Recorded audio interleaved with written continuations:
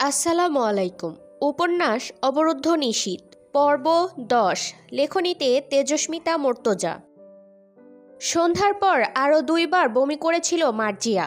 অন্তু সোফার ওপর ছিটিয়ে থাকা কাপড়গুলো ভাঁজ করে ঘরটা ঝাড়ু দিয়েছি। অন্তিক খুব খিটখিটে মানুষ। বিছানায় বসার সময় চাদরে হাত বুলিয়ে বসার অভ্যাস আছে। কিটে প্রেগনেন্সি পজিটিভ এসেছে। তারপর বেশ কিছুক্ষণ নিঃশব্দে কেঁদেছে মার্জিয়া। রাবিয়া প্লেটে করে ভাত আনলেন। মার্জিয়া খেতে অস্বীকার করল, রুচি নেই তার। অন্তু জিজ্ঞেস করেছিল, নিজে টের পাননি শরীরের এই অবনতি দেখেও? মার্জিয়া সেসব এড়িয়ে কাতর স্বরে বলে, তোমার ভাই আসছে না কেন অন্তু? আমার ভালো লাগছে না এমনিতেই শরীরটা, তার ওপর এই টেনশন। অন্তু মার্জিয়ার কাতর মুখ থেকে নজর ফেরায়, গম্ভীর স্বরে বলে, টেনশন না করুন, আব্বু মসজিদ থেকে আসলে বলছি কিছু একটা করা যাবে, আপনি চুপচাপ শুয়ে থাকুন, পারলে কিছু খেয়ে নিন। এই সময় নিজের সাথে সাথে আরেকটা প্রাণের যত্নে থাকতে হবে আপনাকে। রাবেয়া খুব জোর করে কয়েক লোকমা খাবার তুলে দিতে পারলেন মার্জিয়ার গালে। কেঁদে কেঁদে মুখ চোখ বসিয়ে ফেলেছে। দিন শেষে মেয়েটা অন্তিককে ভীষণ ভালোবাসে, এ চিরন্তন সত্য। অন্তু চলে এলো বাইরে। তার মাথায় বহু নেতিবাচক ভাবনা আসছিল। সেদিন একটা গুন্ডা ধরনের নোংরা লোকের সাথে কোথাও যাচ্ছিল অন্তিক। অন্তুর মাথা ভার হয়ে এলো। কি অধপতন অন্তিকের! আমজাদ সাহেবকে তার ছেলের ব্যাপারে এমন কথা কিভাবে বলা যায়? দিন দিন পারিবারিক পরিস্থিতি এত সংকটাপন্ন হয়ে উঠছে কেন? আমজাদ সাহেব জামাত শেষে ফিরলেন। 2বার আব্বু বলে ডেকেও কিছু বলতে পারছিল না অন্তু। আমজাদ সাহেব গম্ভীর হলেন, কথা কেন এমন গলায় আটকাবি? স্পষ্ট কথা বলতে শেখাইনি আমি? চোর বা অপরাধীরা কথা সাজাতে গিয়ে হুমড়ি খায়। তুই কি সেরকম কিছু বলতে যাচ্ছিস? অন্তু দীর্ঘশ্বাস ফেলে বলল, তোমার ছেলে কাল সকালে বেরিয়েছে, এখন অবধি বাড়ি ফেরেনি। মানে প্রায় 1.5 দিন হলো তার পাত্তা নেই বাড়িতে। আব্বু তুমি চিন্তিত না হও, সে বাচ্চা নয়, চলে আসবে, তবুও তোমাকে জানানো প্রয়োজন বলে মনে করলাম। শেষের দিকে অন্তু সামাল দেওয়ার ব্যর্থ চেষ্টা করে। আমজাদ সাহেব তসবি রেখে উঠে গিয়ে পুকুরের পাশে জানালাটা আটকে দিয়ে বললেন, বাচ্চা বোঝাচ্ছিস? আসলেই কি আমি এত দুর্বল আর অপদার্থ হয়ে উঠেছি যে ছোট ছোট বিষয়গুলোও নিতে পারছি না আজকাল? তেমনটা নয়, কিন্তু একের পর এক যা হচ্ছে, এটাকেই তবে জীবন বলে অন্তু। যখন দেখবি জীবন সমতল রাস্তায় বেশ আরামে গড়িয়ে গড়িয়ে দুলদুলিয়ে চলছে, তখন বুঝবি তুই স্বপ্নে আছিস। অল্পক্ষণের মাঝে ঘুম থেকে জেগে উঠবি, কারণ বাস্তবতা হলো পাহাড় কেটে বানানো সরু রাস্তা, যার পদে পদে বাঁক, উঁচু নিচু খাদ, আর যে কোনো সময় জীবন নামক গাড়িটা উল্টে পড়ার সম্ভাবনা দিয়ে ভর্তি। এসবে যেদিন ভয় পাবো তার আগে আমি মাটির তলায় শায়িত হয়ে যাব। অন্তু চেপে চোখ জোড়া বন্ধ করে ফেললো, বিড়বিড় করলো, প্লিজ আব্বু প্লিজ চুপ করো, কিচ্ছু হয়নি, হবেও না। আমজাদ সাহেব বের হবার মুহূর্তে অন্তু কোত্থেকে দৌড়ে এসে হাত চেপে ধরল হুড়মুড়িয়ে। আমজাদ সাহেব গোমরা মুখে বললেন, পাগলামি না করে ঘরে গিয়ে পড়তে বস। সেদিন পরীক্ষা দিয়ে এসে 2 দিন বেশ ফাঁকিবাজি করেছিস। আমি এখনই ফিরে আসব। আমিও কি এখনই ফিরে আসব। একটু ঘুরে আসি চলো, ধমক দিলেন আমজাদ সাহেব। বড় হোসনি? আর কবে বড় হবি? আমি কি শখে যাচ্ছি যে পিছু নিতে হবে? আব্বু তুমি বলতে, সন্তান বাপ মায়ের কাছে কোনো কালে বড় হয় না, সে আমি যত বড়ই হই। আমার বয়স যতটুকু বাড়ছে তোমারও বাড়ছে, সুতরাং তোমার তুলনায় আমি যা তাই রয়ে গেছি। কিন্তু ঠিক বলেছি না? অন্তু চাইল রসিকতার মাধ্যমে আব্বুর টেনশন কম করতে। আমজাদ সাহেব হার মানলেন। মৃদু ধমক দিয়ে বললেন, চাদর নিয়ে আয় যা, ঠান্ডা লাগে না গায়ে? অন্তিকের দোকান বন্ধ পাওয়া গেল। পাশের দোকানদার জানালো কাল থেকে দোকানই খোলেনি। এরপর বেশ কিছুক্ষণ নীরব হয়ে দাঁড়িয়েছিল দুজন রাস্তার পাশে। অন্তু ঠিক বুঝতে পারছিল না আব্বুর অভিব্যক্তি। গম্ভীর মানুষের এই এক সমস্যা, তাদের উত্তেজনা বা শান্তভাব সবই একরকম চুপচাপ। সে বুঝতে পারছিল না কি করে পরিস্থিতি সামলে নেওয়া যায়। অন্তিক গতকাল বাড়ি থেকে দোকানের উদ্দেশ্যে বেরিয়ে দোকানেই আসেনি, তাহলে কোথায় গিয়েছে? এখন কোথায় খুঁজবে ওকে? কোথায় যেতে পারে? অবচেতন মস্তিষ্ক থেকে থেকেই নেতিবাচক ভাবনা উকি মারছে। অন্তু ধমকে তাদের ভেতরে পাঠালো। আমজাদ সাহেব আচমকা শক্ত করে চেপে ধরলেন অন্তুর বাম হাতখানা। অন্তুর মনে হলো সে একবার এই গোটা মহাবিশ্ব ব্রহ্মাণ্ড জয় করে ফেলতে পারবে নিমিষেই। তাতে তার গায়ে একটুও আঁচল লাগার সম্ভাবনা নেই আর। চোখ বুজে দুটো শ্বাস ফেলে বলল, আব্বু তোমার ছেলের দুটো কলেজ লাইফের বন্ধুকে চিনি আমি, তুমিও তো চেনো। আব্বুর হাত ধরে রাস্তা পার হলো অন্তু। চাদরের এক প্রান্ত কাঁধ থেকে পড়ে গেছে। আমজাদ সাহেব অন্তুর হাত ছাড়লেন না, বরং বাম হাত দ্বারা চাদর কাঁধে তুলে দিয়ে একটা ধমক দিলেন। সর্দি লাগলে 1 পয়সার ওষুধ কিনে দিব না, মনে রাখিস। ভালোভাবে চাদর জড়িয়ে নে গায়ে, ঠান্ডা কিন্তু কম নয় বাইরে। বন্ধুরাও এখন সংসারী হয়ে গেছে। পুরনো শিক্ষককে দেখে ব্যস্ত হয়ে পড়ল। আমজাদ সাহেব সকলের অনুরোধ নাকচ করে কেবল অন্তিকের খোঁজ করে বিদায় হলেন। সম্ভাব্য সকল জায়গায় খোঁজ করেও বিশেষ ফায়দা হলো না। এখনও অন্তিকের নম্বর দুটোই বন্ধ। দুজন রাস্তার পাশে উঁচু ফুটপাতের ধারে বসল। অন্তুর বুক কাঁপছে। চুপচাপ বসে থাকা আব্বুর মনে কি বয়ে যাচ্ছে তা আন্দাজ করতে চাইল। খুব করে মনে হলো যদি সে ম্যাজিক জানতো, এখনই অন্তিককে এনে সামনে দাঁড় করাতো। এরপর এক লহমায় ভেঙে দিত বাপ ছেলের মাঝের কঠোর দেয়ালখানা। বুকের ভার সহ্য হচ্ছিল না ওর, অসহায় লাগছিল খুব। সে কেন পারে না আব্বুর পেরেশানির সহজ সমাধান হতে? সমস্যাগুলো তার নাগালের মাঝের হয় না কেন? বেশ কিছুক্ষণ দুজন চুপচাপ পাশাপাশি বসে রইল। রাস্তার ওপাশে ফুটপাতে ভাপা পিঠা বিক্রি হচ্ছে। আমজাদ সাহেব জিজ্ঞেস করলেন, পিঠা খাবি? অন্তু তাকালো আব্বুর দিকে, অল্প হাসলো। মানুষটা বরাবর নিজেকে পাথর প্রমাণ করতে চেষ্টা করে, যেন এই জগতের কোনো ব্যথা বা উদ্বেগ তাকে কাবু করতে পারে না। দিন শেষে পরিবারের কর্তব্য পালন করতে গিয়ে এত এত জটিলতা এবং দেনা পাওনা ঘাড়ে করে বসে আছে, তবুও যেন মনে হয় না তার কর্তব্য সে ঠিকঠাক পালন করছে। অন্তু মাথা নেড়ে বলল, আব্বু। আনমনে বললেন আমজাদ সাহেব, থানায় একটা জিডি করলে হয় না? আমিও ভাবছি। থানায় একটা সাধারণ বিবরণের ডায়েরি করে দুজনে বেরিয়ে এসে থানার বাইরে দাঁড়ালো। আমজাদ সাহেব ফোন করলেন কাউকে। অন্তু ইশারায় জিজ্ঞেস করলে বললেন, মুস্তাকিনকে জানিয়ে রাখি। অন্তু আর কিছু বলল না। তার মনে হলো খুব শীঘ্রই সব কিছু ঠিক হয়ে যাবে। চিন্তা করার কারণ নেই, সে শুধুই এত বেশি ভাবছে। টিকিট কাউন্টারে টুকটাক ভিড়। রাজধানী শহর বলে কথা। হাতঘড়িতে সময় দেখলো জয়, 11:53 বাজে। সে ফ্ল্যাট থেকে বের হয়েছে 11:15টার দিকে। এরপর বিয়ার কিনতে গিয়ে দেরি হয়েছে। দৌড়ে বাসে উঠল। এত রাতেও সবগুলো সিট বুক। তার জন্য একটা সিট রয়েছে একটা মেয়ের পাশে। মেয়েটা জানালার ধারে বসে আছে। জয় গিয়ে দাঁড়িয়ে কাঁধ থেকে ব্যাগ খুলতেই মেয়েটা উঠে দাঁড়িয়ে খ্যাক খ্যাক করে উঠল। একদম এখানে বসবেন না, আমি আপনার পাশে বসে যেতে পারবো না। এখানে বসবেন না আপনি, আমি বসতে দেব না। বাস ছাড়বে এক্ষুনি। জয় রাগ সামলে বলল, আর কোনো সিট টিট ফাঁকা নাই। দুজনের বসার জন্য যথেষ্ট জায়গা আছে 2টা সিটে। আপনি বসেন, অসুবিধা হবে না। মেয়েটা কর্কশ সুরে জোর করে চেঁচিয়ে উঠল, বললাম না আমি আপনার পাশে বসে যাব না, যেতে পারবো না কোনো ছেলে মানুষের পাশে বসে আমি, অন্তত রাতের জার্নি। চুপ কর শালি, চুপ। জয় চট করে নিয়ন্ত্রণ হারালো। গলার ভেতরে এক খাবলা টিস্যু গুঁজে দিব আর 1 ফোঁটা আওয়াজ গলা দিয়ে বের হলে চুপ থাক শালির মেয়ে। সকলে উঠে দাঁড়ালো। হেল্পার এগিয়ে এলো। জয় দাঁত খিচে বলল, ওই চেংড়ি নাম তুই, নাম, নেমে যা বাস থেকে। মেয়েটা খেপে উঠল। জয় আঙুল নাচিয়ে ইশারা করলো, বের হ, সিট থেকে বের হ, বের হ, বের হ, নাম যা। তোর সিটের মাইরে চুদি, তুই আমার পাশে ও দূর, তোরে আমি এই বাসে যাইতে দিব না। মেয়েটা কিছু বলতে নিলে জয় ছোটে আঙুল চাপলো, চুপচাপ নেমে যারা, নয়তো একটা লাথি মেরে নামিয়ে দেব, পড়ে যাবি, মাজা টাজার নকশা পাল্টে যাবে। হেল্পার কিছু বলতে আসলে জয় থামালো, তুই চুপ থাক, ওদিকে সরে দাঁড়া, উকালতি করতে আসলে বাসটা পেছন দিয়ে ভরে দেব একদম শালা। মেয়েটার দিকে ফিরে বলল, শালি ভদ্রতা মারাও, ভদ্রতা শিখাস আমারে? যে মাগি কোনো ছেলের পাশে বসে যেতে পারবে না, সে রাত 12টার সময় একা যাতায়াত করে হে? পাগলে থাপায় আমারে, ভাতের বদলে কি খই খাই? ভদ্রতাকে কোনো মতো সম্মান দিতে ইচ্ছে করলেও ভদ্র সাজা বিষয়টা হজম হয় না আমার।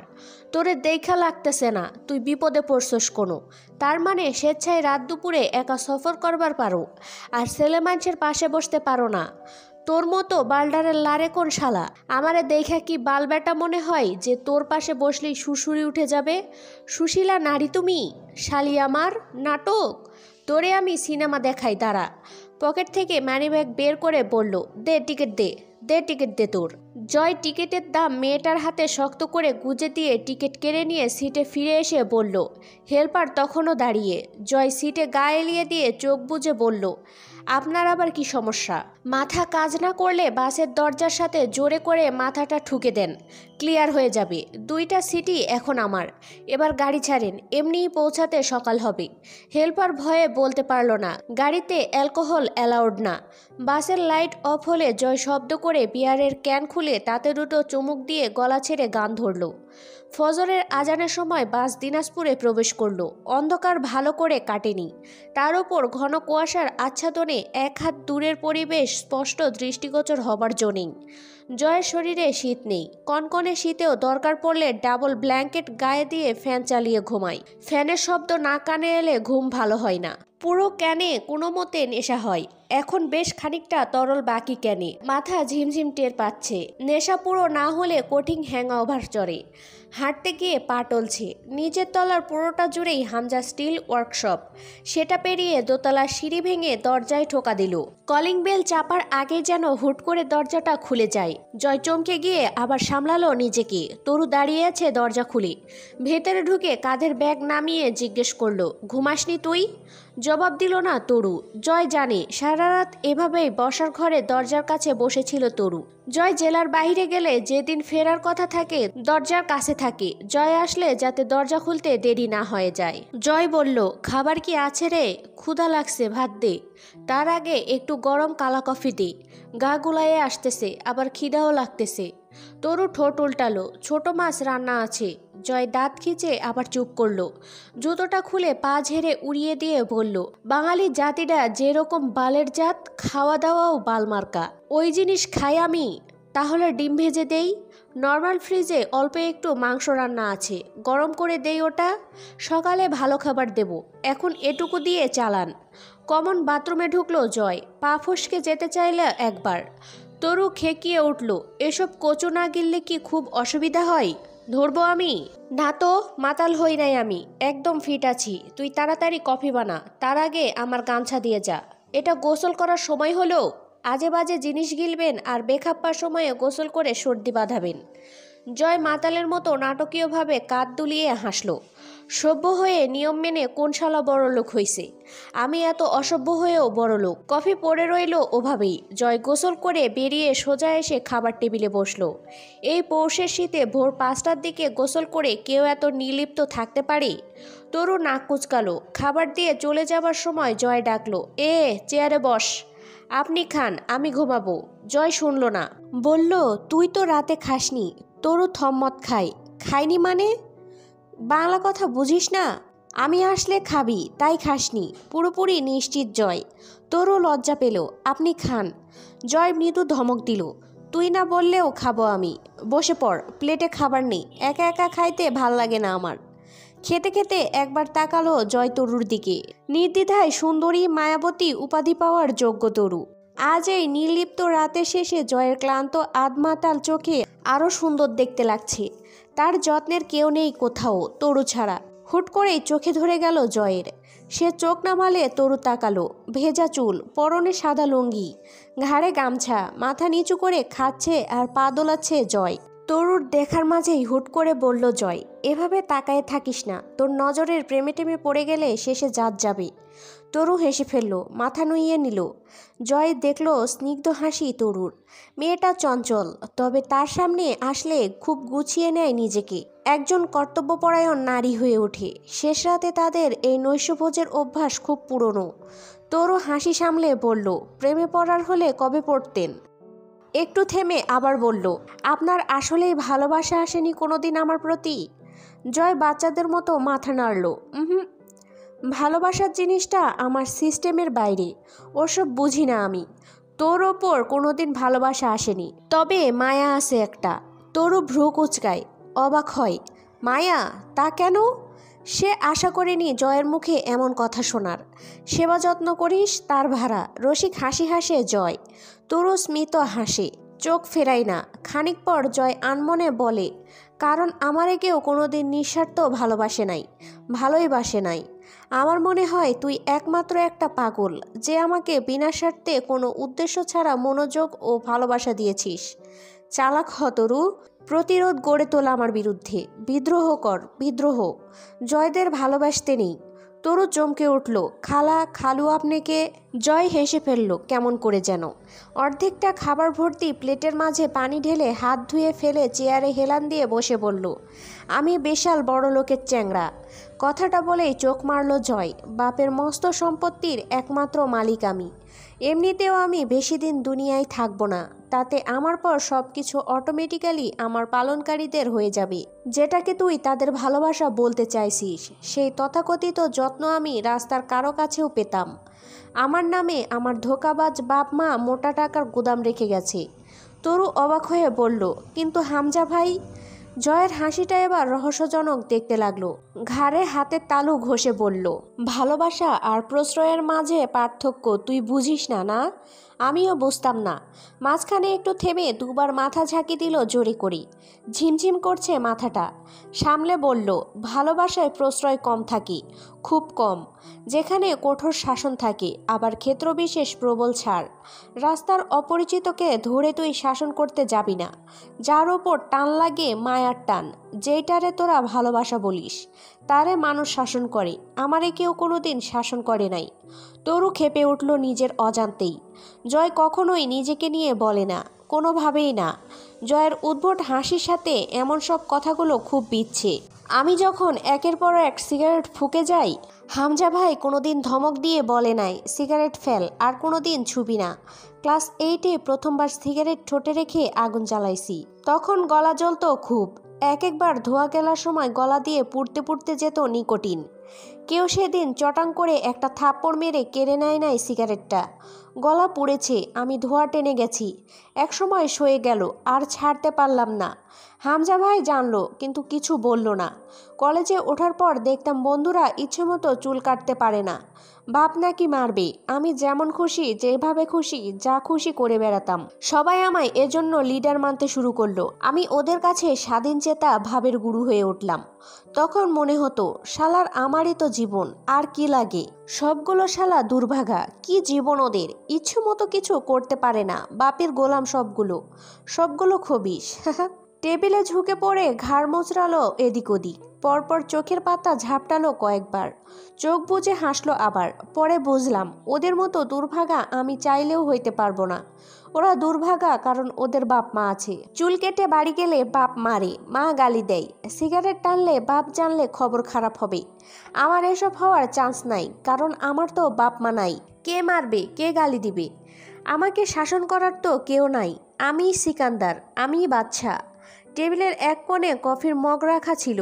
কফি ঠান্ডা শরবত হয়ে গেছে। তাতে চুমুক দিয়ে বলল, রাত করে বাড়ি ফিরলে হামজা ভাই জানলে 2-4টা গালি দেয় মুখে, কিন্তু তা ভয় পাওয়ার মতো না। মাল গিলে ঢুলতে ঢুলতে বাড়ি ঢুকলে মামি যত্ন করে ঘরে তুলে শুয়ে দিয়ে যায়। আমার বন্ধুরা বলতো, রাত 11টার সময় বাড়ি ঢুকলে মা নাকি বাপের কানে অভিযোগ লাগায়, পরে বাপ পোদাই দেয় ইচ্ছা মতো। মা যাদের ওপর চরম রাগ হতো আমার। আমার মামি তো রাগ করে না। আমি শেষ রাতে বাড়ি ফিরলেও দিব্যি হাসি মুখে দরজা খুলে চুপি চুপি ঘরে তোলে আমায়। আমার মাও নাই, ভয়ও নাই। কেন এত সুখ পেয়েছি বলতো আমি? কারণ আমার অপরাধ আর বখাটেপনা দেখে 2 গালে কষে 2টো থাপ্পড় মারার মতন বাপ নামক বিপদটা ছিল না আমার। চুল বড় করে কাটলে তা ছোট করে কেটে আসতে ফের আবার সেলুনে পাঠানোর জন্য মা নামক ঘ্যানঘ্যানে রেডিও ছিল না আমার। দিন দিন পাওয়ার আর জিদ সমান্তরাল হারে বাড়ছে খালি। দাঁত বের করে হাসলো জয়। মামার সাথে চাকরের মতো ব্যবহার করেও কোনোদিন একটা ধমক খাইনি। ডান কানে তর্জনী আঙুল ঢুকিয়ে ঝাঁকালো। 2বার ঠোঁট ঝাপটে মুচকি হাসলো আবার। প্রতি মাসে ব্যাংক থেকে আমি যে পরিমাণ টাকা উঠাই, তার 1 ভাগও লাগেনি আমার কোনো দিন, এত আয়েশ করে চলার পরেও। বাকিটা এই বাড়ি খেয়েছে। আমায় কোনো দিন শাসন করা হয় নাই, আমারে ভালোবাসা হয় নাই। একটু থেমে বলল, অর্থাৎ একজন মানুষের জন্য তার আশেপাশের মানুষের ভালোবাসার প্রকার ভিন্ন। হামজা ভাই আমার প্রশ্রয়দাতা, কিন্তু ওই যে আর 5 জনের মতো ধমক ধমক টাইপের ভালোবাসা পাই নাই আমি। তরুর মনে হলো, জয়কে দেখে যতই মনে হোক সে মাতাল হয়নি, সে বেশ ভালো রকমের ভিন্টেজ কন্ডিশনে আছে। নয়তো তার ওপর বোমা মেরেও একটা দুঃখের বা ব্যক্তিগত আলাপ বের করার উপায় নেই। সে বিড়বিড় করে বলল, সব বুঝেও কেন খারাপ হলেন আপনি? জয় উঠে দাঁড়ালো। পরে আবার চেয়ারে কোনোই রেখে ঝুঁকে দাঁড়িয়ে বলল, খারাপ হয় না তরু, খারাপ জন্মায়।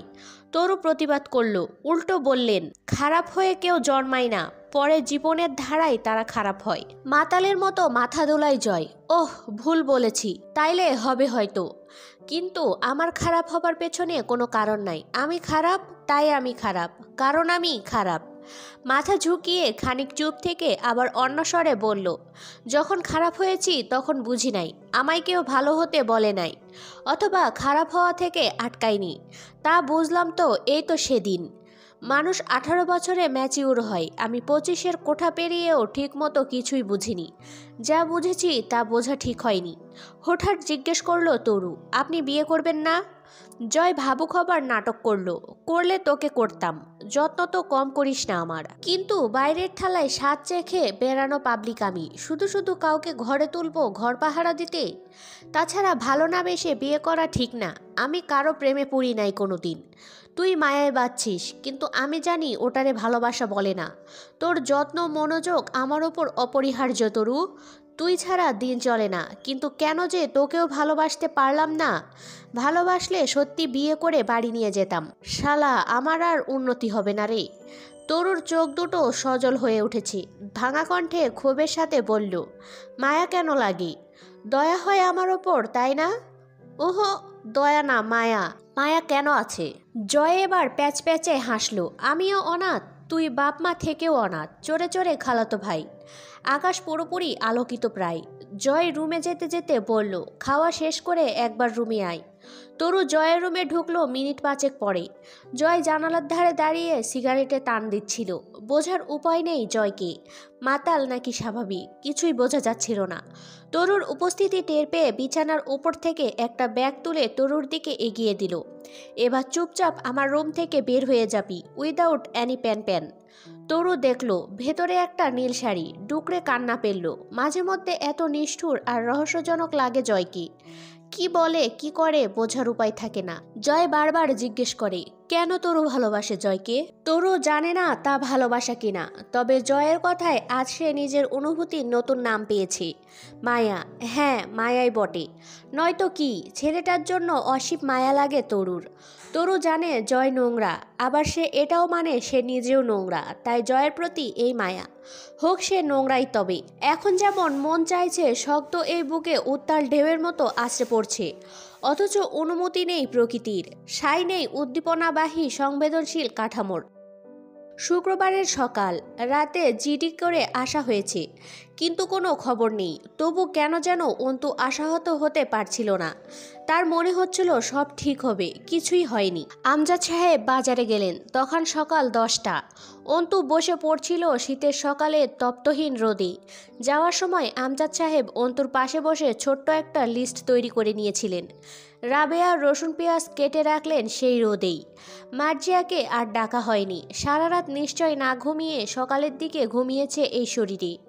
ঘড়ির কাঁটা যখন দুপুর 12:30, আমজাদ সাহেব এলেন না, অথচ ওনার ফেরার কথা বড়জোর 11:30। চারদিকে জুম্মার আজান ফুরিয়ে এলো, তিনি ফিরলেন না। অন্তু বারবার করে গেটে গিয়ে দাঁড়িয়ে থেকে এসেছে, আব্বুর দেখা না পেয়ে ফিরে এসেছে। রাবেয়া অতিষ্ঠ হয়ে বসেছিলেন। সময় পেরিয়ে দুপুর 2টো বাজলো, আমজাদ সাহেব এলেন না। অন্তুর ভাবনার টনক নড়ল। সে কমপক্ষে 20-25টা কল এতক্ষণে করেছে আব্বুর নম্বরে, বারবার বন্ধ বলার পরেও। ছাদে গিয়ে দাঁড়িয়ে থেকে এলো, দূর রাস্তার মোড় অবধি চেয়ে রইল কতক্ষণ। আমজাদ সাহেবের পাত্তা নেই। রোদ গায়ে লাগছিল না অন্তুর। সে দাঁড়িয়ে রইল ছাদের রেলিং ঘেঁষে ঘোলা চোখে। মনটাকে কেটে ভেতর থেকে আলাদা করে ফেলতে ইচ্ছে করলো। আজে বাজে চিন্তারা ভিড় করছে সেখানে, খুব জ্বালাতন করছে। দুপুরে রান্না হয়নি, খাওয়াটাও হয়নি। সকালে আব্বুর সাথে বসে ঘি আলু ভর্তা দিয়ে আম্মুর হাতের খিচুড়ি খেয়েছিল। ছটফটানি বাড়ল যখন সন্ধ্যা হলো। সময়ের আবর্তন রাত 10টার কাঁটা অতিক্রম করলো। আমজাদ সাহেব বাজার থেকে ফেরেননি তখনও। খুব লম্বা বাজার করছেন। অন্ধকার চারপাশ, পূর্ণ চাঁদ আকাশে। চাঁদে দাঁড়িয়ে থেকে অন্তুর খুব হিংসে হলো ওই আলোকিত চাঁদকে। আব্বু বাড়ি ফিরল না এখনো। তার খোঁজ তো চাঁদ রাখেনি, বরঞ্চ জলজল করছে আকাশপানে। স্বার্থপর খুব চাঁদটাও। অন্তুর দুঃখে সে একটিও দুঃখী নয়। অন্তু চেয়ে রইল পাড়ার সরু গলির মোড়ে। বারবার চোখে ভেসে উঠছে আমজাদ সাহেব বাজারের থলে হাতে সরু রাস্তাটাতে ঢুকছেন। হ্যালোসিলেশন হতে লাগলো অন্তুর।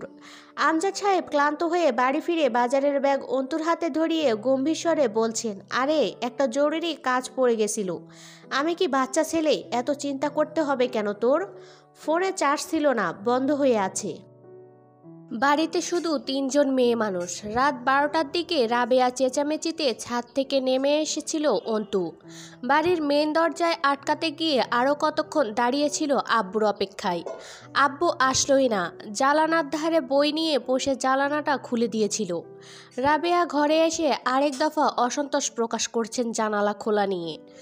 ঠান্ডা হাওয়া আসছে, তা যেন শুষে নিচ্ছিল অন্তু। একদৃষ্টে চেয়েছিল বাইরের অন্ধকার কুয়াশাচ্ছন্নতায়। চুপচাপ এভাবে বসে থাকায় বুকের ব্যথাগুলোই যেন আগুনে তুষের ছিটা পড়ছিল। অন্তিকাজ 3 দিন বাড়ি ফেরেনি। আব্বু সকালে বেরিয়েছে, রাত 2টো বাজলো, সেও ফিরল না। অন্তুর কান্না পাচ্ছে কি? আবার কখনো শক্ত হয়ে উঠেছে চোয়াল। নানাভাবে ভেবেও কোনো রকম ব্যাখ্যা বের করতে পারেনি। অন্তিক কোথায় গেছে? আব্বু আসছে না কেন? রাবেয়া সেদিন অন্তুর ঘরে ছিলেন। কেন জানি তিনি অনেকটা সময় নিয়ে লম্বা একটা মোনাজাত করলেন নামাজ শেষে। আম্মুর কান্নার গুনগুনানি অন্তুর কানে গলিত লোহা হয়ে ঢুকছিল। বাইরে রাত বাড়ার সাথে সাথে যখন ঝিঝি পোকার ডাক প্রকট হয়ে এলো, তখন চোখের পানি শুকিয়ে রাবেয়া কাত হয়ে শুয়েছেন কোনো রকমে। অন্তু কম্বল তুলে দিল ওনার গায়ে। এরপর 3-4 বার আব্বুর নাম্বারে ডায়াল করলো, রিসিভ হলো না। অজু করে এসে তাহাজ্জুদের নামাজে বসেছিল। তখন রাত 3টা ছুঁই ছুঁই। নামাজে খুব বিঘ্ন ঘটছিল। কেন জানি কান্নারা বাদ মানছিল না। কান্নার তোরে সিজদা লম্বা হচ্ছিল, নাক টানতে হচ্ছিল বারবার। বুকের ভেতর কয়েকবার দম আটকালো।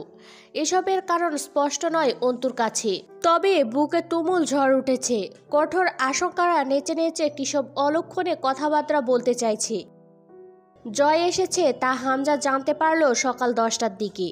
জয়ের রুমে গিয়ে তাকে পাওয়া যায়নি, অথচ তার এতক্ষণ চিৎপটাং হয়ে পড়ে থাকার কথা। বেডসাইড টেবিলের ওপর বিয়ারের ক্যান উল্টো পড়ে আছে, বিছানার কম্বল ছড়ানো, হাতঘড়ি, ওয়ালেট, পারফিউম সব নিজেদের জায়গায় পড়ে আছে। তার মানে জয় আশেপাশেই কোথাও আছে। দূরে বের হলে এসব ছড়িয়ে ছিটিয়ে একাকার হয়ে থাকতো না। তরুকে ডাকলো হামজা। তরু এলো না। গলা উঁচিয়ে জবাব দিল, জয় কখন এসেছে? কাল রাতে? তরু চেঁচিয়ে জবাব দিল, ভোর রাতে। আবার তাহলে বের হয়েছে কখন? সকাল 8টার দিকে বের হয়ে গেল, বলে গেল এক্ষুনি আসবে। আপনি কল করুন বড় ভাইয়া। হামজা এসে সোফায় বসে রিমিকে ডাকলো, 1 কাপ কফি বা চা কিছু একটা দাও। রিমি আস্তে করে বলল, আসছি। হামজার মনে পড়ল আজ সকালে ছোট্ট একটা মিটিং ছিল ক্লাবে জয়ের। মাঝখানে আর 2 দিন 3 রাত বাকি নির্বাচনের। চারদিকটা ঠান্ডা থাকার কথা না থাকলেও ঠান্ডা, কারণ আসল প্রতিপক্ষ এখনো হাসপাতালে দৌড়াদৌড়ির ওপর আছে। লোক মারফতে খবর পাওয়া গিয়েছে খুব শীঘ্রই রিলিজ করা হবে ওকে। হামজা মনে মনে প্রস্তুত যে কোনো কিছু মোকাবেলার জন্য, তবে হাঙ্গামা নির্বাচনের পর হলে সুবিধা হয়, আর সেটার শতভাগ চেষ্টা করতে হবে। রিমি কফি দিয়ে চলে যেতে অগ্রসর হলে পেছন থেকে ডাকলো হামজা, আজ যাবে ওই বাড়ি? না। হামজা চোখ তুলে তাকিয়ে কফিতে চুমুক দিয়ে বলল, আমি নিয়ে যাব, আমার সঙ্গে চলে আসবে। কফির গরম ঠোঁটে লেগে নড়চড়ে উঠল হামজা। দ্রুত কাপ নামিয়ে বলল, এত গরম কেন? পরের বার কফি বানালে এত গরম পানি ব্যবহার করবে না। আপনারই বা এত তাড়াহুড়ো কিসের? ঠান্ডা হতে তো ঘন্টাখানেক সময় লাগবে না। গম্ভীর স্বরে কথাটা বললেও তাতে অল্প একটু অভিমানও যেন শুনতে পেল হামজা। অথচ মেয়েটার অভিমান তার ভালো লাগে না। নির্বাচনের মুহূর্তে সকলের মনোনয়নের পাশাপাশি রিমির সম্পূর্ণ মনোযোগ চাই তার, নয়তো বেশ নার্ভাস ফিল হবে। যাও, তৈরি হও, যাব না আমি। আর এমনিতেও মাঝার ভাই বাড়িতে আসেনি এখনো। হামজা যেন শুনল না কথাটা, বলল, এজন্যই নিয়ে যাব। ও আসলে তুমি এমনিতেও ওই বাড়িতে যাওয়ার অনুমতি পাবে না। তৈরি হয়ে নাও। যাব না আমি। আপনি আমায় আপনার বন্দিনী করে রাখতে চান? ক্ষমতার লোভ আপনাকে অমানুষ করে তুলছে দিন দিন, তা বুঝতে পারছেন না? আপনাকে আমি ভালোবেসেছিলাম কোনোদিন, এটা ভাবতেও নিজের উপর ঘেন্না লাগে আজকাল। দয়া করছেন আমার ওপর ও বাড়ি নিয়ে যাবার অফার করে? যথাসম্ভব অশিষ্ট ভাষায় কথাগুলো বলল রিমি। হামজা কফির মগ সেন্টার টেবিলে রেখে হাসল। অসীম ধৈর্যশীল এক পুরুষের মতো নিজেকে সামলে নিয়ে বলল, নিজেকে চেনা যতটা মুশকিল তার থেকেও বেশি কঠিন হলো নিজের মানুষকে চিনতে পারাটা। তুমি চিরকাল ওই বাড়ির সকলের হাসি মুখ আর আদুরে আচরণ পেয়ে বড় হয়েছ। ওদের ব্যাপারে তোমার ধারণা ওই অবধিই সীমাবদ্ধ, কিন্তু ওটা শুধুই নিজের পরিবারের জন্য বরাদ্দ।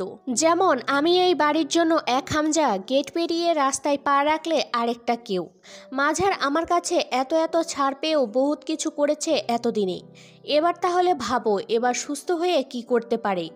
আর এবারও ফিরে যা করবে আশা করি আমার ওপর দিয়ে যাওয়া সেই চাপ দেখে তোমার ভাইয়ের ওপর ভালোবাসার একটু চিড় ধরতে পারে। রিমির হাত চেপে ধরল হামজা। রিমি তা ছিটকে ছাড়িয়ে নিয়ে বলল, আমার ভালোবাসায় চিড় ধরাতে খুব চেষ্টা করে যাচ্ছেন তাই না? আল্লাহ জ্বালিয়ে ভস্ম করে দিক আপনার চেষ্টাকে। দরকার পড়লে এই বাড়িতেই পচে মরব। যখন আপনার মতো জাহিলের সাথে বিয়ে হয়েই গিয়েছে তখন আপনার বাড়িতেই মরণ হোক আমার। আপনার মতো অমানুষ শত্রুতা পুষবে এটা আর এমন অস্বাভাবিক কি? কিন্তু যে মাঝার ভাই আমাকে আপন বোনের মতো বুকে চেপে মানুষ করেছে তার রক্ত ঝরার কারণে না আমি ক্ষমা করতে পারি আর না কোনো বিবেচনা। শত্রুতা আমি শুরু করিনি, শত্রুতা ওরা শুরু করেছে, এবং সেটাও বহুদিন আগে। যেবার প্রথম আমি ছাত্রনেতা নির্বাচিত হয়েছিলাম মাঝারের ছেলেদের মাঝে কারো বিশ্ববিদ্যালয়ের কন্ট্রোল হাতানো ছিল, সেটা না পারায় এই শত্রুতার শুরু। এরপর দিন দিন আমার জনপ্রিয়তা বেড়ে যাওয়া তোমার চাচা, চাচাতো ভাই, বাপ এদের শত্রুতার আগুনে পেট্রোল ঢেলেছে। তোমাকে বিয়ে করতে চাইলাম, প্রথমে রাজি হলো না, পরে রাজি কেন হলো জানো? আমি বাড়ির জামাই হয়ে গেলে ওদের হাটের লাঠি হয়ে যাব। আমার ক্ষমতা এবং জনপ্রিয়তার ভাগ পাবে ওরা। তা যখন হলো না তখন একের পর এক আক্রমণ পেয়েছি এই কয়েক বছরে ওদের থেকে। কিছুই বলিনি কোনো দিন, কিন্তু আমার পর যখন জয় নেতাকর্মী হলো তখন আবার নতুন করে জ্বলে উঠেছে তোমার বাপ চাচার। এবার বলো শত্রুতা কারা পুষছে, আর এর সমাধান কি? কোনো সমাধান নেই, এভাবেই যতদিন চলে। আর এরপরেও তুমি অবুঝ হলে তোমার ওপর কঠোর হতে বাধ্য হব বোধ হয় আমি। রিমি আর এক মুহূর্ত দাঁড়ালো না, তখনই গান গাইতে গাইতে ঢুকলো জয়। হামজা ভাইয়ের হবে জয়, ও ভাবি গো, হামজা ভাই খারাপ লোক, জয়ের মালা তারই হোক, উড়ছে পাখি দিচ্ছে ডাক, হামজা ভাই জিতে যাক, ও আমার ভাবি গো, ও প্রাণের ভাবি গো। হামজা হেসে ফেলল। জয়ের পরনে দুধের মতো সাদা ধবধবে একটা লুঙ্গি, তার ওপর ছাইরঙা শার্ট পরেছে, কোলে কোয়েল। কবির ঢুকেই কপালে হাত ঠুকে সালাম করলো। ওকে বসতে ইশারা করলো হামজা। তার পেছনে দুজন একটা মস্ত বড় অ্যাকোরিয়াম বয়ে নিয়ে এসে বসার ঘরের মেঝেতে রাখলো। হামজা ভ্রু কুঁচকে বলল, এসব টেনে আনছিস কোন দুঃখে? অল্প একটু টেম্পার উঠলেই যাতে ওটাকে আগে ভাঙা যায়। কোয়েল জয়ের কোল থেকে নেমে দৌড়ে এসে মামার কোলে চড়ে বসে। জয় লুঙ্গি এক হাতে উঁচিয়ে ধরে রুমে গিয়ে কিছু টাকা এনে লোক দুটাকে দিয়ে বিদায় করলো।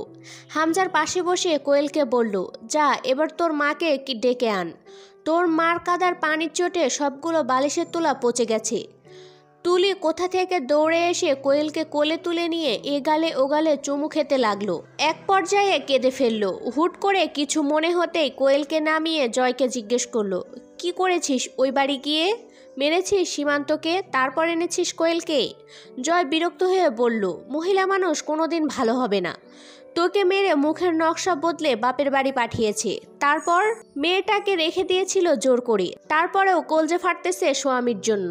সামনে থেকে যা, ন্যাকা কান্না দেখলে ডায়াবেটিস বাড়ে আমার, সুগার আছে ন্যাকামিতে। কোয়েল এসে কোলে চড়ে বসে আধ ভাঙা স্বরে জিজ্ঞেস করলো, জয় এই মাছগুলোকে বের করে খেলি আমি, বেল কোলে দাও একটাকে। জয় মাথা নাড়ল। তার আগে তোমাকে আমি পানিতে চুবিয়ে খেলবো 10 মিনিট, এরপর মাছকে পানি থেকে বের করে তোমার কাছে দেব খেলার জন্য। হামজা কেড়ে নিল কোয়েলকে। জয়কে বলল, তার আগে আমি তোর পেছনে দুটো লাথি মেরে খেলি, তারপর বাড়ি থেকে বের করে দেই। শয়তানের লারে তোকে, শয়তানকে আমি লাড়ি, এটা আমার প্রিয় কাজ ব্রো। হামজা গম্ভীর হলো হুট করে। সীমান্তকে মেরেছিস? জয় সোফায় পা তুলে বসে বলল, না, সুন্দর মতো জিজ্ঞেস করছি কেন মেরেছিস তুলিকে। তো কি বলল? কাম নাই করার মতো, বাল নাই ছেঁড়ার মতো, তো বউ পিটাইছে। আমারও কাম অথবা বাল ছিল না হাতে, আমিও 2-4টা লাগাইয়ে আসছি।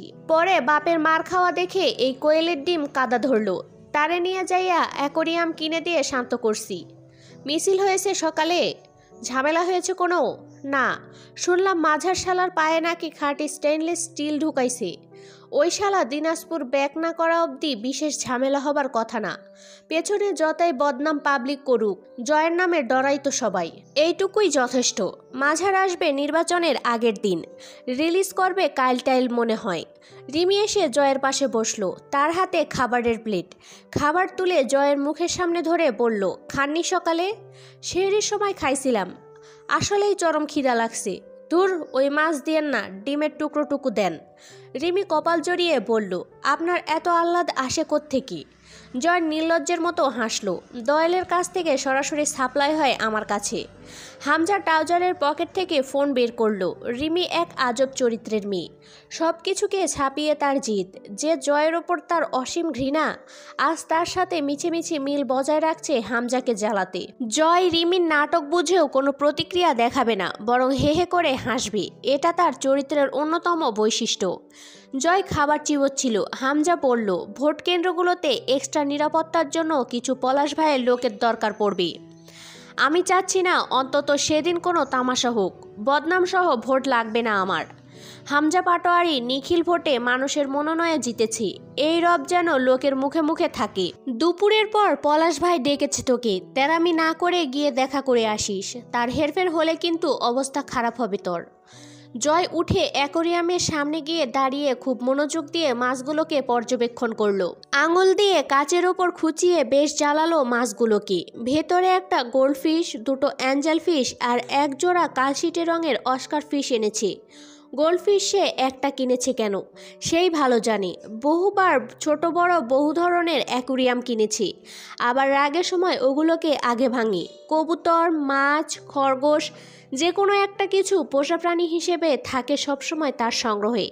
মাছের সামনে থেকে উঠে বলল, দুপুরে যেতে পারবো না, ঘুমাবো আমি। বিকেলে গোসল করব, খাবো, যাব ঠিক সন্ধ্যার আগে। দু এক কলকি টেনেও আসবো তাহলে। হামজা বকে উঠল, কলকি টানার খবর পেলে এক কোপে বলি দিয়ে দেব, সৌরের বাচ্চা। যে কাজে পাঠাচ্ছি তা করে ফিরে আসবি। সকাল থেকে বাড়িতে রান্না হয়নি। সকালে একবার বমি করেছে মার্জিয়া। অন্তুর ফোনটা বেজেছিল দুপুরের দিকে। অন্তু দিনদিনিয়া ভুলে ঘরে ছুটল। নিশ্চয়ই আব্বু ফোন করছে, কিন্তু স্ক্রিনে অপরিচিত একটা আনসেভড নাম্বার। তবুও অন্তুর চোখ ভিজে উঠল। কণ্ঠনালী থেকে কান্না ছিটকে এলো এক মুহূর্তে। তার ধারণা আব্বুর ফোনে চার্জ নেই, অন্য কারো নম্বর দিয়ে কল করেছে। কল রিসিভ করেই কঠিন বোকার মতো ঝাড়ি মারল একটা। বয়স বাড়ার সাথে সাথে আক্কেল জ্ঞান কি গুলিয়ে খেয়ে ফেলেছ? একটা কল করে জানিয়ে দেয়া যেত না যে কোনো কাজে আটকে গেছো? বাড়ির প্রতি তোমার না হয় টান নেই, আমারও তোমার ওপর টান নেই, তবে জলজান্ত একটা মানুষ উধাও হয়ে গেলে একটু ভাবনা হয় তো নাকি? রাবেয়া দৌড়ে এসে দাঁড়ালেন মেয়ের পাশে। অন্তু ফোনে বলে চলল, তো কখন আসবে বাড়িতে? আর হ্যালো, ভরাট এক ধাতব কণ্ঠস্বর ভেসে এলো ফোনের ওপাশ থেকে। অন্তু থমকালো। আব্বুর কণ্ঠস্বর গম্ভীর, তবে তা চিরপরিচিত। এটা নয়। পিপাসার্ত মুখে চুপ রইল অন্তু। তার ঠোঁট ফাটফাট করছে।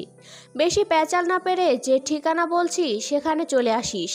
আর আর একটা পাখিও যেন সাথে না আসে বা জানতে না পারে। সংক্ষিপ্ত হুমকি বাণীটি কর্কশ এবং হিংস্র ছিল।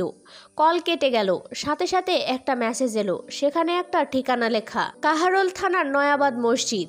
রাবেয়া ঝাঁকাচ্ছেন ওকে অনবরত, বারবার প্রশ্ন করছেন। অন্তু নিশ্চুপ চেয়ে থাকলো ফোনের স্ক্রিনে। অন্তুর মাথায় এলো ঠিকানায় উল্লেখিত জায়গাটা টেপা নদীর তীরে নির্জন এলাকার দিকেই নির্দেশ করছে। অন্তুর মাথা কাজ কথা বন্ধ করে দিয়েছে ইতিমধ্যেই। রাবেয়া প্রশ্নর উত্তর না পেয়ে ছটফট করছেন। অন্তু চট করে মুস্তাকিনকে কল করে বসলো। কেন করলো সে জানে না। ফোনে পরিষ্কার জানিয়ে দেয়া হয়েছে একটা পাখিও যেন টের না পায়। তবুও ফোন করেছে অন্তু। স্বতন্ত্র এক FBI অফিসারকে ডাকছে সে। মুস্তাকিন এলো ঠিক 20 মিনিটের মাথায়। ততক্ষণ অন্তু ঠিক একই জায়গায় একই ভঙ্গিতে দাঁড়িয়েছিল। মুস্তাকিন এসেছে টের পেয়ে নিস্তেজ হাতে মুখটা ওড়নার প্রান্তে আড়াল করে দাঁড়ালো। মুস্তাকিন ঘটনা জানতে চেয়ে প্রশ্ন করল। অন্তু জবাব দিল গা ছাড়াভাবে। তার চোখের কাতরতা মুস্তাকিনের দৃষ্টি এড়ানোর নয়, তবুও যথাসম্ভব শান্ত সে। অন্তুকে জিজ্ঞেস করল, আপনি ভয়েসটাকে চেনেন অথবা আগে শুনেছেন? অন্তু অবচেতনের মতো মাথা নাড়ল, না।